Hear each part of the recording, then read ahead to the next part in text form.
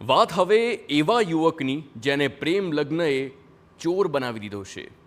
ઘટના છે સુરતની કે જ્યાં ક્રાઇમ બ્રાન્ચે 2 ચોરની ધરપકડ કરી જેઓ શેડ અને ગોડાઉનના પતરા કાપીને ચોરીને અંજામ આપતા હતા.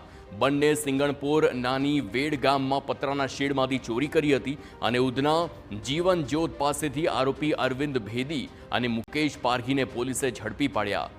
સેન્ટિંગ અને કડિયા કામની મજૂરી કરતા બંને શખ્સોની પૂછપરછ કરતા ચોરી કરવા પાછળનું કારણ સામે આવ્યું, જેને જાણી પોલીસ પણ ચોંકી ગઈ છે.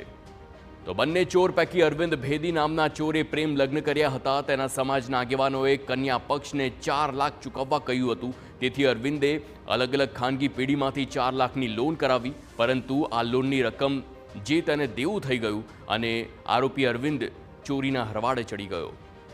તો બીજો આરોપી મુકેશ પણ તેનો ફોઈનો દીકરો થાય છે. બંને સાથે મળીને ચોરીને અંજામ આપતા હાલ પોલીસે આરોપીઓને ઝડપી રોકડ અને મોબાઈલ સહિત 75,000થી વધુનો મુદ્દામાલ જપ્ત કર્યો છે.